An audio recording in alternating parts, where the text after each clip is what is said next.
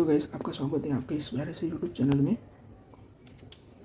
तो आज हम डिस्कस करने वाले हैं ओरेकल इंडिया लिमिटेड का आईपीओ के बारे में। तो ये जो कंपनी है वो वर्क करती है एफएमसीजी सेक्टर में, राइट।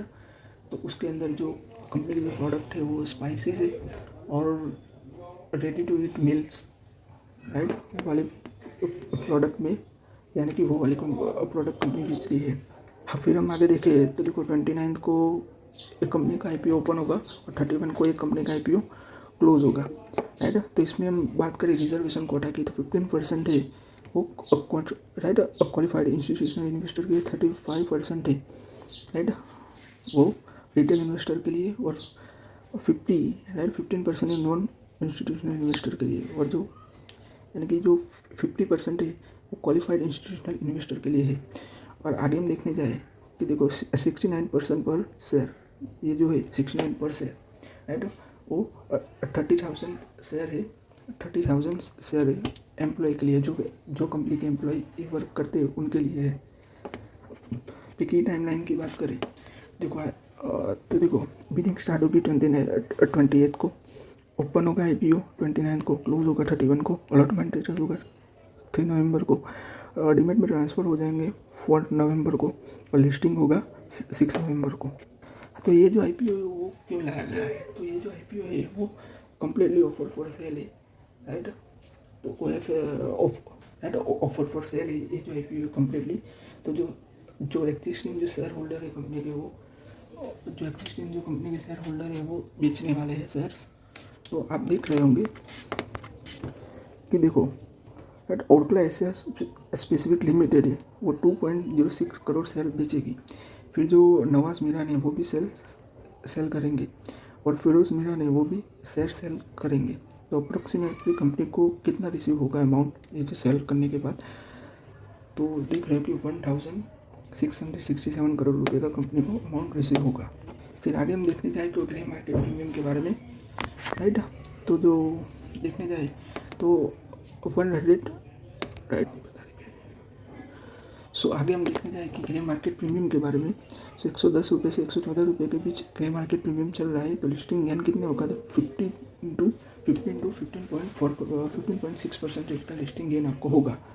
तो तकरीबन अब प्रोडक्ट कैटेगरी के बारे में डिस्कस करते हैं। तो कंपनी कौन कौन के सेक्टर में वर्क करती है, यानी कि कंपनी के पास कौन कौन सी प्रोडक्ट है और कौन कौन सी कैटेगरी में वर्क करती है। तो देखो स्पाइसेस है, तो 65 to 66% रेवेन्यू आता है स्पाइसेस है, वो होता है चिकन मसाला, सांभर मसाला, रसम मसाला, चिली, टर्मरिक, उससे आता है, राइट।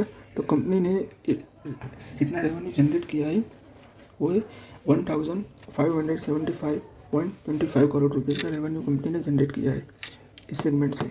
फिर आगे हम देखने जाए तो कन्वेंशनल फूड है, तो कंपनी का 33 to 34% रेवेन्यू इससे आता है। तो रेडी टू कुक और रेडी टू ईट प्रोडक्ट है, तो इसमें आता है रवा idli, right, 3 minute poha, dosa mix breakfast, IT meals, gulab jamun mix. तो इस सेगमेंट से कंपनी को होता है 787 करोड़ का रेवेन्यू जनरेट करती है, जो ग्रो हो रहा है 7.7% ईयर ऑन ईयर ग्रोथ हो रहा है।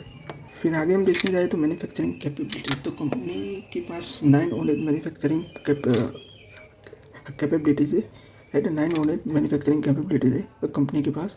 तो तकरीबन 1,82,270 टन पर ईयर एनएम की प्रोडक्शन कैपेबिलिटीज़ है कंपनी के पास, राइट। और 21 कॉन्ट्रैक्ट मैन्युफैक्चरर के साथ भी कंपनी के कॉन्ट्रैक्ट है, यानी कि कॉन्ट्रैक्ट मैन्युफैक्चरिंग भी कंपनी करवाती है। तो 80, राइट, तो 18 है वो इंडिया में, और 3 अब्रॉड है, यूएई, थाईलैंड एंड मलेशिया में है। तो डिस्ट्रीब्यूशन नेटवर्क, राइट। तो डिस्ट्रीब्यूशन नेटवर्क की बात करें तो देखो ये जो कंपनी होती है तो उनका डिस्ट्रीब्यूशन नेटवर्क भी होता है, एफएमसीजी कंपनीज होती है तो वो भी स्ट्रॉन्ग होना चाहिए। तो 834 डिस्ट्रीब्यूटर है, राइट, 1,888 सब distributor across the 20 state and 6 union territories, right. फिर हम देखने जाए तो 42 मॉडर्न रिटेल चेन है। फिर partnership with 6 e-commerce and quick commerce platform है, 2 central distribution, right, 2 distribution centre and 20 regional local warehouses है कंपनी के पास। फिर आगे हम देखने जाए तो कंपनी जो ट्रेड करती है, जनरली जो डिस्ट्रीब्यूशन करती है, तो जनरल ट्रेड है जो, राइट। तो 70% है मॉडर्न ट्रेड, 15% है ई कॉमर्स, और क्विक कॉमर्स से कंपनी को 7.5% का ट्रेड होता है, यानी कि 14% जो जनरल इंक्रीज है, जो जनरल ट्रेड होता है, यानी कि जो कंपनी जो ट्रेड करती है वो है। फिर हम डोमेस्टिक मार्केट की बात करें, राइट, कि कंपनी का शेयर कितना है डोमेस्टिक मार्केट में, तो 79.4% रेवेन्यू कंपनी का खाली डोमेस्टिक मार्केट में ही आता है। तो कंपनी के स्ट्रॉन्ग प्रेजेंस है डोमेस्टिक मार्केट में। कर्नाटक की बात करें तो 31.2% मार्केट शेयर है पैकेज स्पाइसेस में। एपी केरला की बात करें 41.8% शेयर है, जो लार्जेस्ट प्लेयर है। और आंध्रा और तेलंगाना की बात करें तो 15.2% मार्केट शेयर है, जो सेकंड लार्जेस्ट प्लेयर है कंपनी। फिर इंटरनेशनल की बात करें तो 20.6% रेवेन्यू वर्कला इंडिया का आता है और 45 कंट्रीज को एक्सपोर्ट करती है, राइट, कंपनीज। तो आप देख सकते हैं कि गल्फ कंट्रीज़ को भी एक्सपोर्ट करती है, फिर यूनाइटेड स्टेट को भी कंपनी एक्सपोर्ट करती है। तो 20.6% कंपनी का रेवेन्यू खाली बाहर से ही आता है। तो आप देख सकते हो कि 486.70 करोड़ रुपीज़ का रेवेन्यू कंपनी का खाली बाहर से ही आता है। और 15%, राइट, 15% से CAGR से कंपनी एनुअली ग्रो कर रहा है यार, राइट, ये रेवेन्यू। तो आप देख सकते हैं कि कंपनी फंडामेंटली स्ट्रॉन्ग है, उसका बिजनेस भी स्ट्रॉन्ग है कंपनी का, कंपनी फंडामेंटली भी स्ट्रॉन्ग है, क्योंकि आगे हम देखेंगे फंडामेंटल्स। बट आप देख सकते हैं कि कंपनी की प्रोडक्ट जो कंपनी का डोमेस्टिक प्रेजेंस है वो भी अच्छा है, और कंपनी का बिजनेस सेगमेंट जो भी परफॉर्म कर रही है वो भी अच्छा है। डोमेस्टिक सेगमेंट में भी अच्छा परफॉर्म कर रही है, इंटरनेशनल सेगमेंट में भी कंपनी अच्छा परफॉर्म कर रही है। और अभी आपने देखा ही होगा कि गवर्नमेंट की पॉलिसी भी आई हुई है कि भी GST 2.0 वो भी लाया हुआ है। तो आप देख सकते हैं कि FMCG सेक्टर के लिए ये बहुत अच्छी बात है, और कंपनी के आने वाले दिनों में कंपनी बहुत अच्छा ग्रोथ करने वाली है, वो हमें दिख रहा है। फिर हम देखिए कि रेवेन्यू की बात करें हम कंपनी का, तो आप देख सकते हैं कि भाई 23,947 है 2025 में कंपनी का रेवेन्यू, और 23,560 है कंपनी का 2024 का रेवेन्यू। और 2000 यानी कि 2025 का रेवेन्यू देखेंगे आप तो 23,947 है, 2024 का रेवेन्यू देखेंगे तो 23,560 मिलियन से, यानी कि सभी जो आंकड़े हैं वो सभी सब बिलियंस में, सभी सब नंबर्स है वो सभी सब बिलियंस में। फिर 31,724, राइट, 2023 का रेवेन्यू है। तो आप देख सकते हैं कि कंपनी की रेवेन्यू इंक्रीज़ हो रहा है, पर 2024 के 2025 के भी रेवेन्यू ज़्यादा इंक्रीज़ हुआ नहीं है। फिर हम प्रॉफिट आफ्टर टैक्स की बात करेंगे तो आप देख सकते हैं, राइट, प्रॉफिट आफ्टर टैक्स की बात करेंगे तो आप देख सकते हैं कि देखो 2,556 मिलियन, राइट, 2025 में का प्रॉफिट है 2,263, 2024 का प्रॉफिट है 3,391, तो वो 2023 का प्रॉफिट है। तो आप क्लियरली देख सकते हैं कि प्रॉफिट में इंक्रीज है 2024 से 2025 के बीच में। तो 2025 का प्रॉफिट में इंक्रीज़ हुआ है, बट ऐसे कंपेयर करने जाए 2023 के कंपेयर में तो वो डिक्रीज़ हुआ है, यानी कि घटाई हुआ है 2023 के कंपेयर करने जाए तो। बट अभी देखने जाए तो कंपनी का अभी देखने जाए तो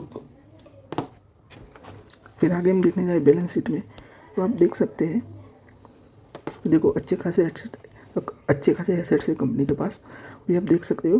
देखो बोरोइंग देखने जाए तो कंपनी की बोरोइंग है ही नहीं, है ना, कंपनी की बोरोइंग है ही नहीं। आप बोरोइंग देखने जाए तो बोरोइंग यानी कि डेप्ट, अगर कंपनी के पास डेप्ट ही नहीं होगा तो सीधी सी बात है कि कंपनी को इंटरेस्ट भी देना ही नहीं होगा।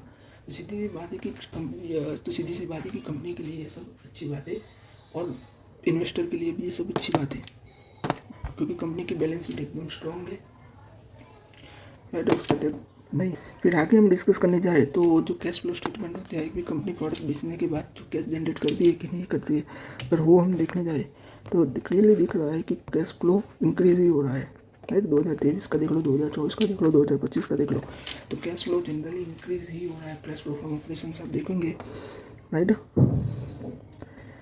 वो इंक्रीज ही हो रहा है, राइट। देख लो cash flow from operation activities, right, तो जनरली इंक्रीज ही हो रहा है cash flow, right.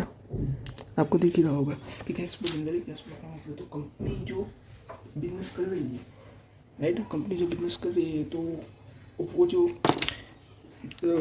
Product cell कर रही है उसके बेचने के बाद पैसा रिटर्न आ रहा है कि नहीं आ रहा है, राइट, तो वो कैसे देखा जाता है, तो कैश फ्लो फ्रॉम ऑपरेशन से देखा जाता है। तो वो अच्छी बात है कि कंपनी प्रोडक्ट बेचने के बाद कैश जनरेट कर रही है फटाफट, तो अच्छी बात है। फिर आगे हम EPS देखे जाए कि अर्निंग पर शेयर कितना है कंपनी का, देख रहे थे 7% है। फिर नेटवर्थ देखने जाए तो 13.8% है।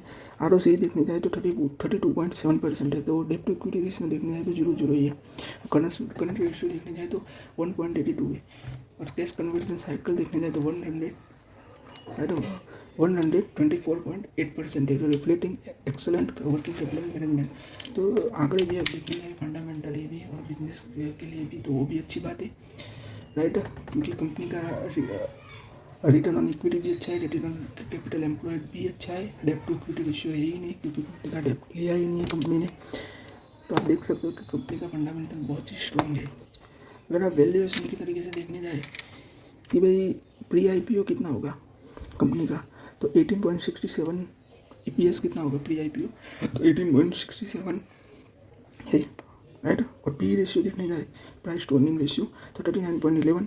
पोस्ट IPO के बाद तो 23.04 और पी रेशियो देखने जाए 31.68 है। तो अब क्लियरली दिख रहा है कि भाई वैल्यूएशन के हिसाब से कंपनी का प्राइस वो एकदम परफेक्ट है वैल्यूएशन के हिसाब से, राइट। कंपनी एकदम परफेक्ट। फिर आगे हम देखते हैं मैनेजमेंट की बात करते हैं, तो मैनेजमेंट भी बहुत अच्छा है। मैंने मैनेजमेंट एनालिसिस किया था तो उसमें कुछ गड़बड़ी कुछ पाया गया नहीं, यानी कि मैनेजमेंट एकदम अच्छा है, यानी कि मैनेजमेंट बहुत ट्रांसपेरेंट है और गुड है मैनेजमेंट। यानी कि आप देखेंगे तो टोटल इंडिया लिमिटेड का मैनेजमेंट पर्सन तो एटली विडन नागल है, जो chairman and non executive director है। पी संजय शर्मा है, मैनेजिंग डायरेक्टर CEO है। P Sanjay right. सनी बासी ने तो chief executive officer MTR food.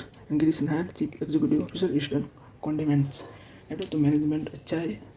अगर आप इस IPO के बारे में सोच रहे हैं तो अच्छी बात है, आप अप्लाई कर सकते हैं, राइट। तो थैंक्स फॉर वॉचिंग गाइज। आपके इस चैनल को लाइक शेयर और सब्सक्राइब कर दीजिएगा। Thanks for watching.